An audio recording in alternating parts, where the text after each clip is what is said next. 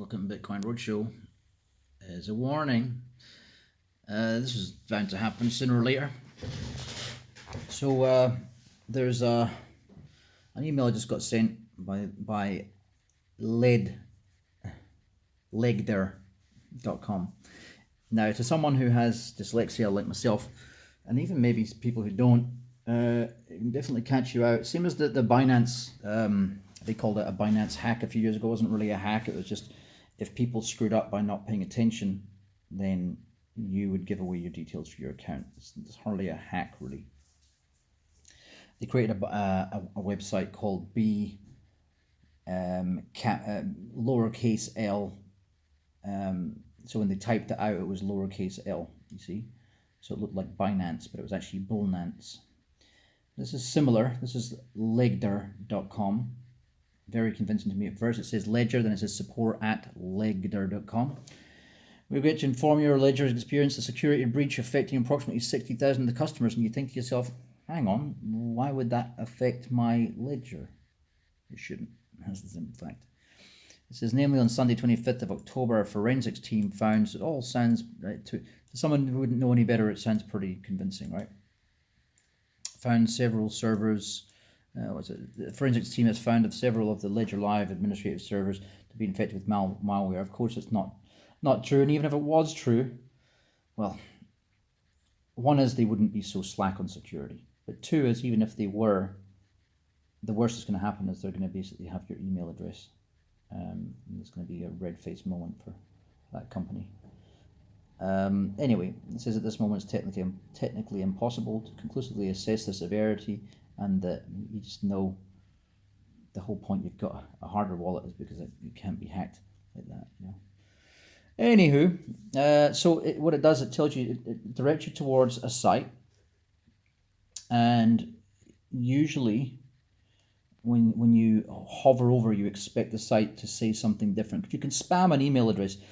They've kind of done this a little bit stupidly. What they should have done is they should have actually they should have spammed the email. I'm just saying, oh god, I'm telling them how to scam better. If they had put in a normal email address, ledger.com, because you can do that quite easily. It's very, very simple to do. There's actually websites that allow you to do it, to spoof email addresses, you know. But if they had spoofed the email address, the only thing that people would be looking out for would be the one at the bottom of the screen when you go over the hyperlink. You know, where it actually shows you the hyperlink, where the link goes to download latest version. It's got a little green button. You click on it, and it says UL59 something something, which, oh, okay. And it says legder.com. So you wouldn't really notice it there, but because it's in two areas, it's easier to notice, you know.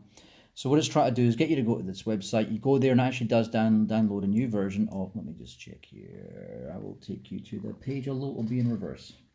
So download Ledger Live app, and there's for your mobile as well. So they've gone to a lot of trouble here. What I'm guessing they've probably done, they've probably used a software called Admin Studio. It's quite expensive. It's about $5,000 a license, and you use it to package applications. You can also do it's been a year since I've done this stuff. It's like a modification of a file. It's how you make what are they called? MSC files. You know, the ones that install themselves, like an exe file kind of.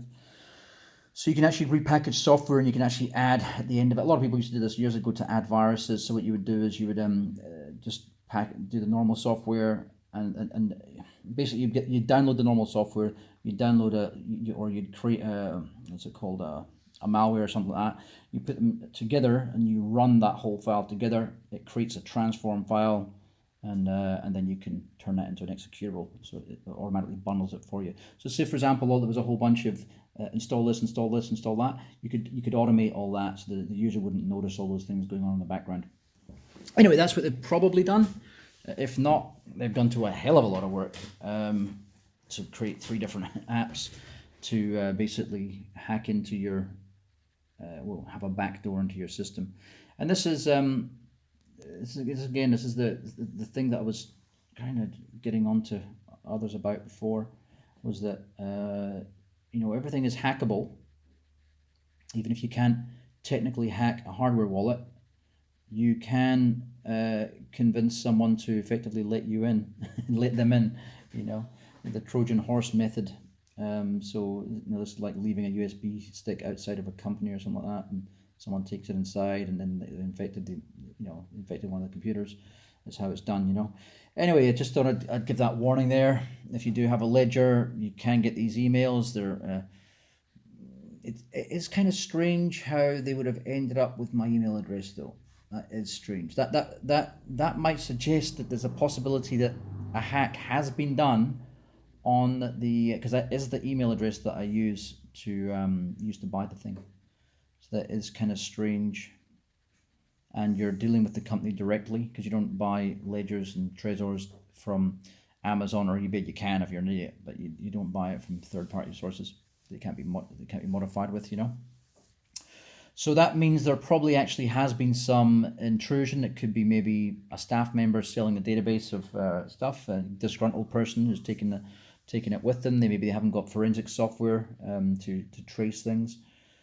Yes, it's quite in depth. A lot of companies just trust people who are an administrator to abide by policy. Simple as that. The software that makes forensics easier is quite pricey.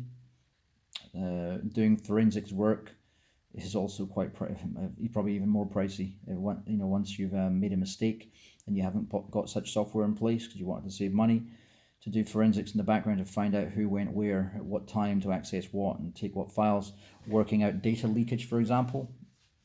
There's data loss prevention. There's data loss.